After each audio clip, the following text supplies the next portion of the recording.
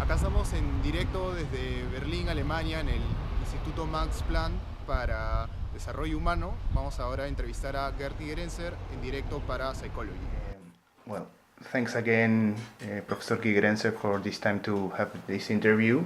I have some questions to talk with you. The first one is actually kind of personal. You had a jazz group that actually performed at the first Volkswagen Gol at... A new VW is here. Golf, the Volkswagen Compact. A lot of power, a lot of space, a lot of fun.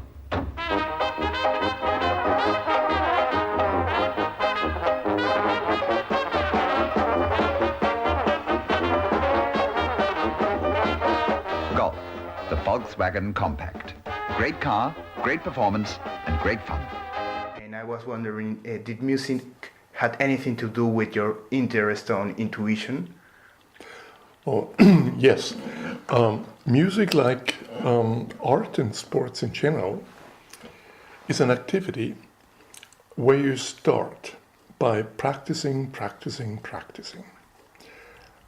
But music really starts when you have no idea anymore what your fingers are doing. So it certainly is a good example about intuition that you need in many parts of music. And also, there are certain moments in making music where we just feel how it's been going without being able to explain it. And that's the definition of intuition. Yes, thank you.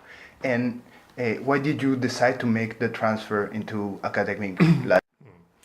It was a difficult decision for me because I had a band, and at this time I started as an assistant professor at a university, and we were 6 in our band, and half of them were professional musicians, so they made a living from playing, and we had more and more jobs there, and I couldn't do both, so I had to make a decision.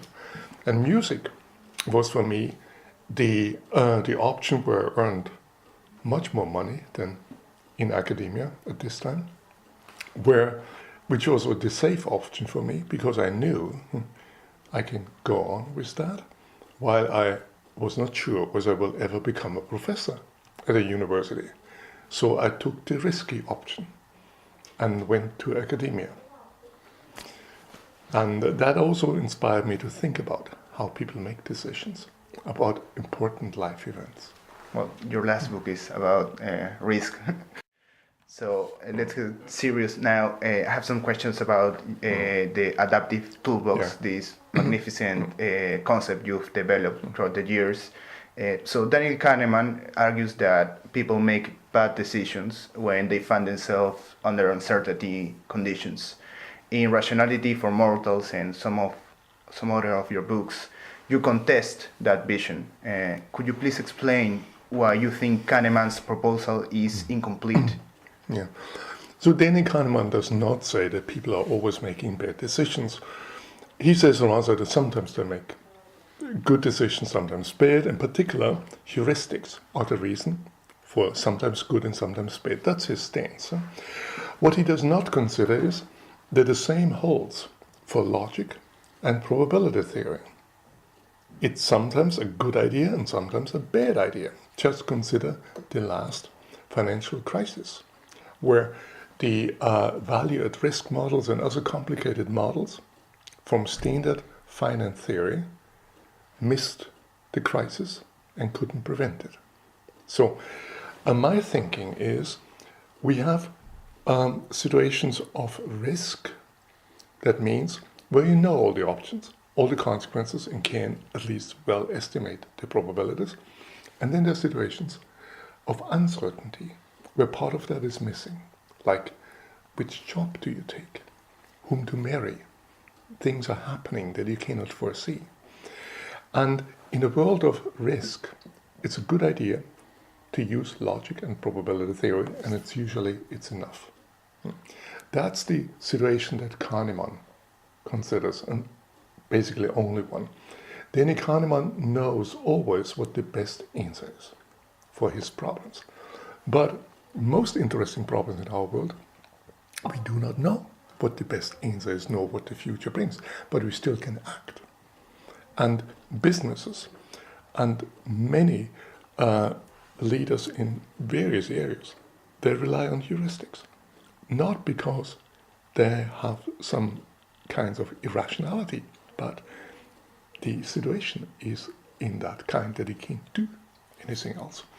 And I believe that's where the concept of adaptive toolbox and ecologic rationality comes in. You believe that every person adapts his decision to the specific scenario, right? Yeah.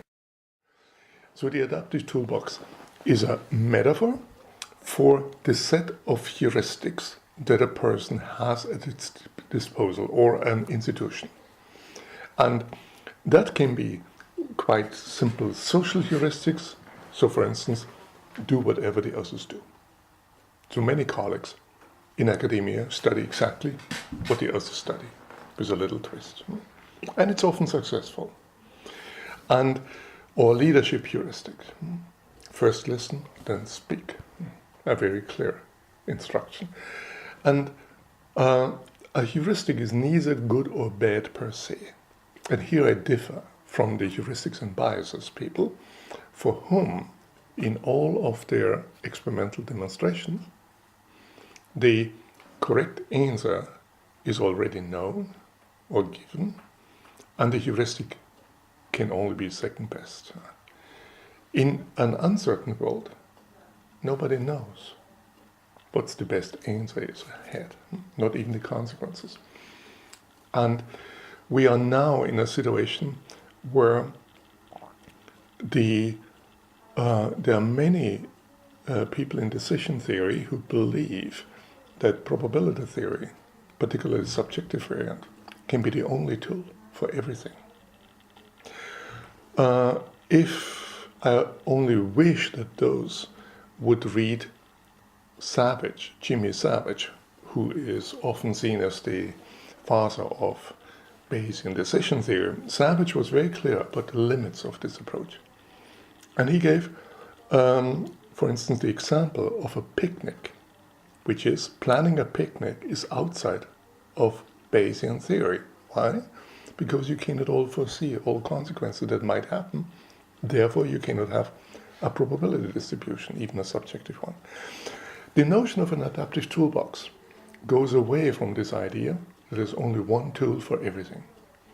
But there are a number of tools. Like a handyman cannot work with one hammer, because not every problem is a nail.